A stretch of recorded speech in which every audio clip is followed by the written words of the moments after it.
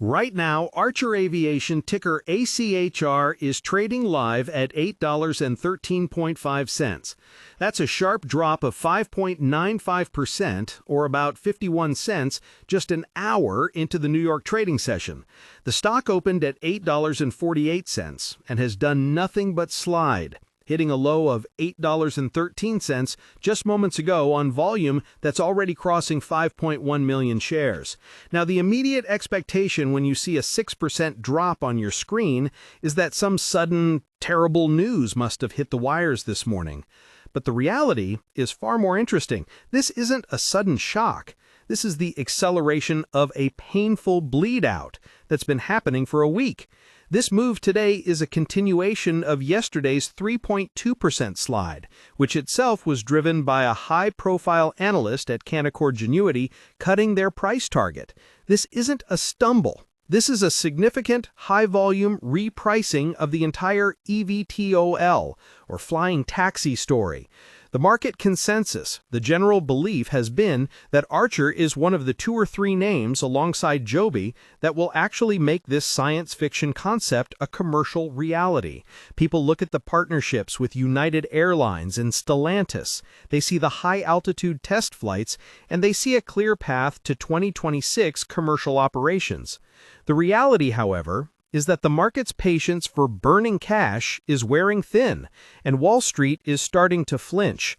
The real damage started on November 7th, right after their Q3 2025 earnings. On the surface, the numbers looked fine. A net loss of $130 million was actually better than the $206 million loss in Q2. But the stock tanked 7.2% in after-hours trading that day. Why? Because the narrative is shifting from milestones to math. And the math is that this company is burning through $130 million every single quarter.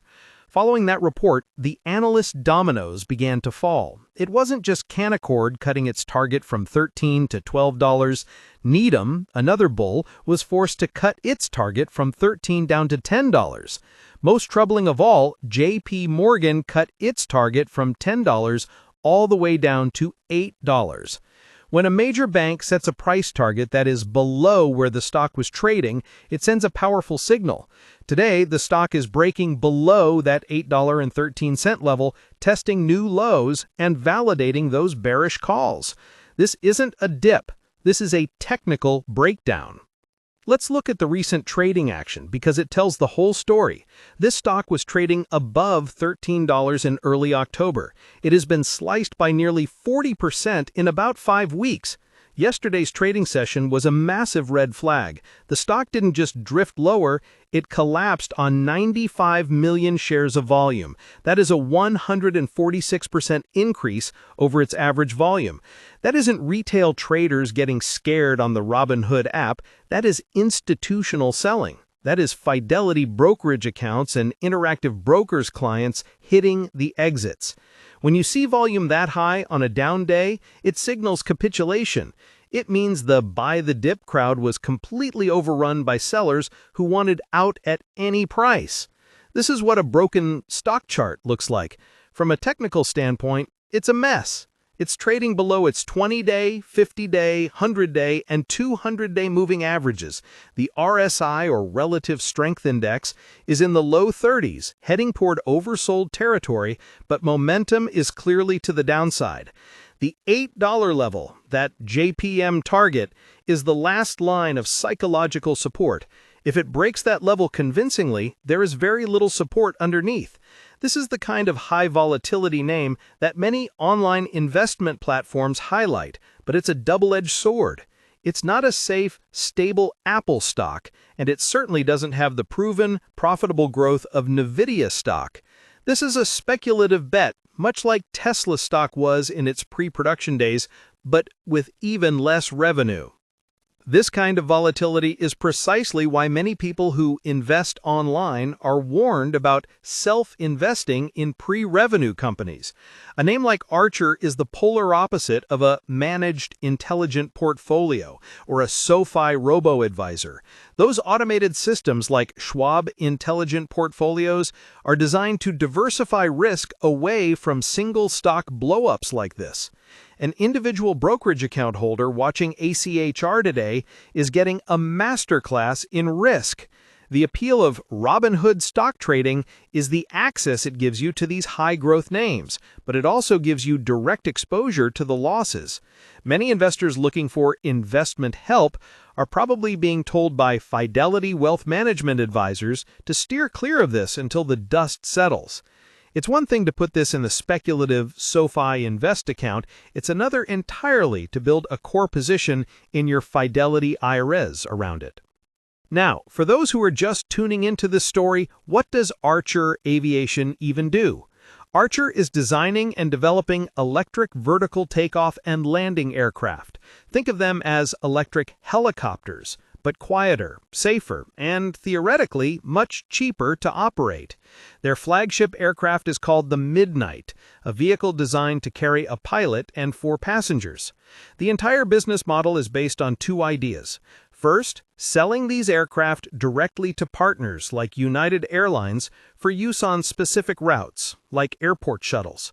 Second, ACHR plans to build and operate its own air taxi network, starting in key markets like the UAE in 2026 and supporting the 2028 Los Angeles Olympics. Their big strategic advantage, compared to a competitor like Joby, is their partnership with Stellantis, the automotive giant behind Jeep and Ram. ACHR's plan is to leverage Stellantis manufacturing expertise to build these aircraft at scale, a less capital-intensive approach than Joby, which is trying to build its own manufacturing from scratch. They are pre-revenue. They have not generated any meaningful sales. All of the company's value is tied to its progress toward FAA certification and the belief that it can one day dominate this new market. And to be fair, the progress has been impressive. They recently completed their highest altitude flight to date, reaching 7,000 feet. They've hit speeds of 150 miles per hour and flown for 55 miles, validating their engineering models. They recently acquired the Hawthorne Airport in Los Angeles, securing a critical piece of infrastructure. And just a past summer, they were part of a 5-country alliance with the US, UK, Australia, Canada, and New Zealand to streamline the certification process globally.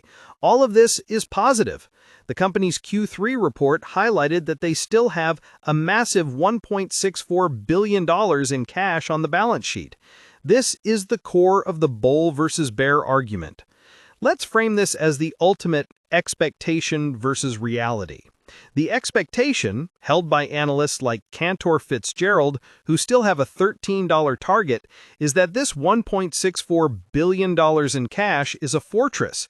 It's more than enough liquidity to fund operations all the way through their FAA type inspection authorization testing in late 2025 and into the start of commercial operations in 2026.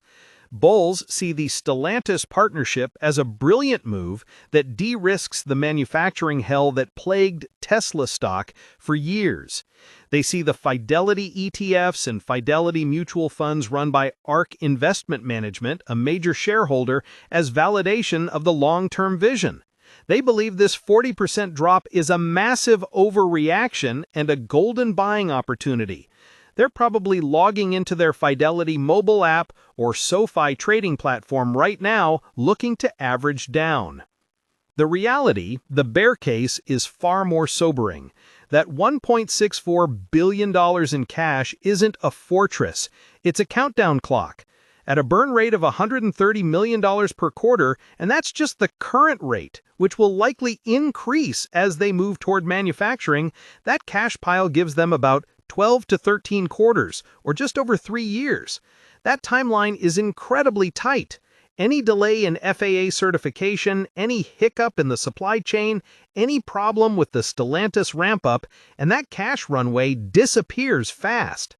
The market is looking at the high interest rate environment and realizing that a pre-revenue company promising profits in 2027 or 2028 is worth a lot less today.